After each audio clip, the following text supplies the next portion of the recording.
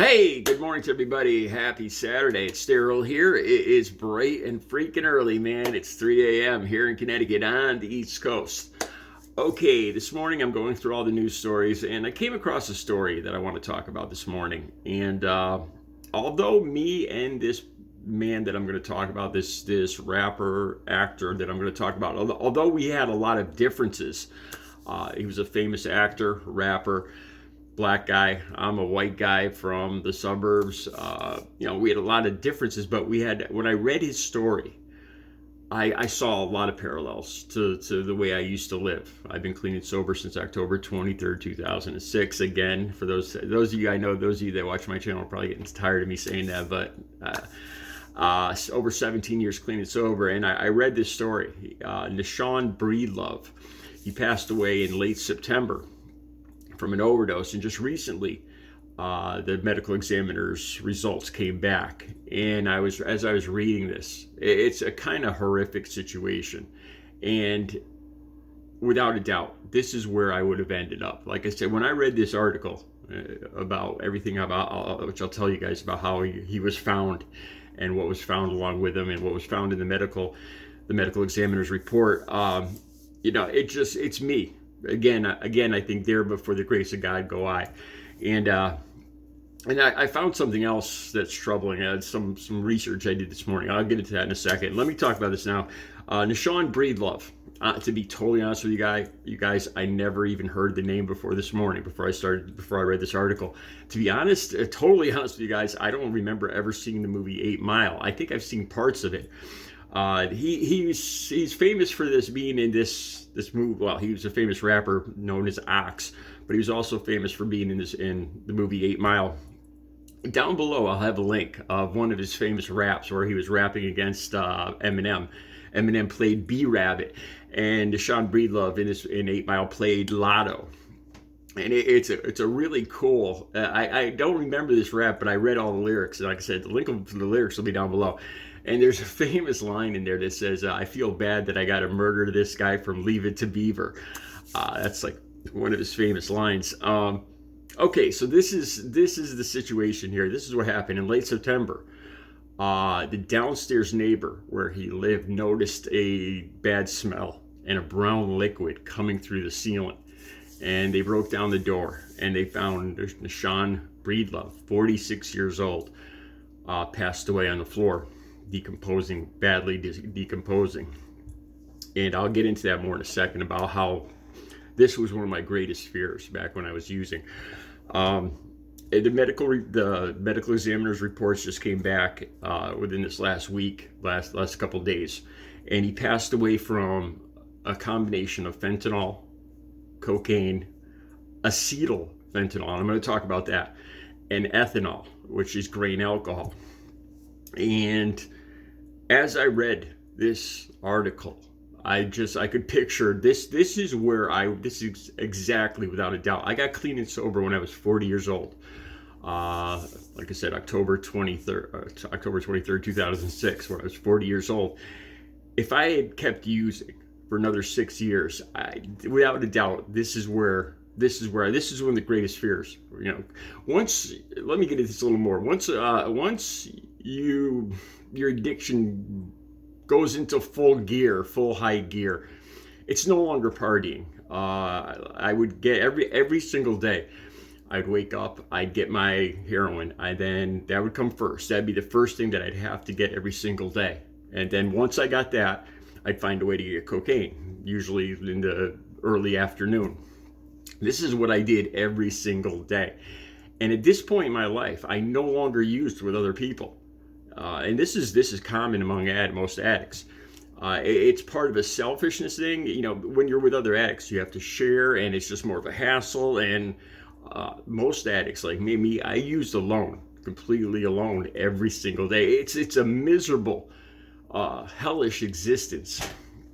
And I still remember many times whenever I had money, I would spend it could be $100, it could be $500, it could be $5,000. I would go until all that money was gone. I could not stop. I would not stop. I would sit in my apartment for hours or days. I remember losing track if it was night or day. I remember, I've told you guys this before. At one point, I remember looking out my window and I saw a lot of traffic on the highway. And it was getting light out. The light, I couldn't see where the sun was in the sky. And I had no idea if it was either early morning or late afternoon.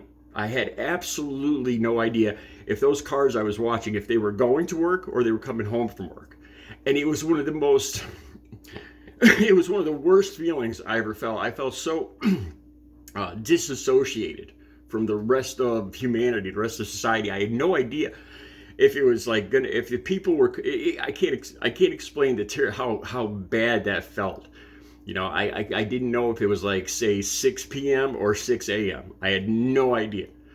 And I really feared if I knew that if I kept using, there were several instances where I remember like sitting on the carpet in my bedroom in my underwear, just with the piles of these substances in front of me, and just smoking and using.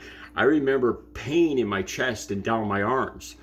Watching my shirt just actually bounce from my heartbeat. Swear to God, sweat pouring down. And I knew sooner, I couldn't stop, and I knew sooner or later, you know, people would be used to me disappearing for days. You know, I wouldn't call or see anybody for days.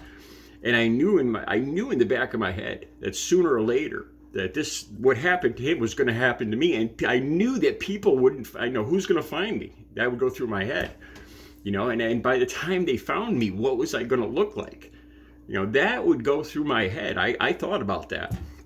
Like I said, I was 40 years old.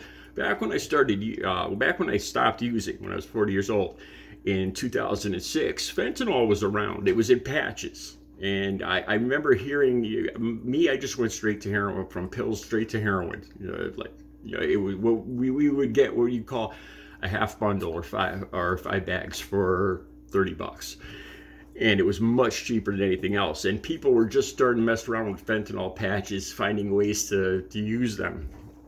And now here's the thing: I never heard of acetyl fentanyl, and I looked it up this morning, and the links will be down below. And it's called like a designer drug. Now, fentanyl has medical uses. It is used as a painkiller. It does have medicinal uses.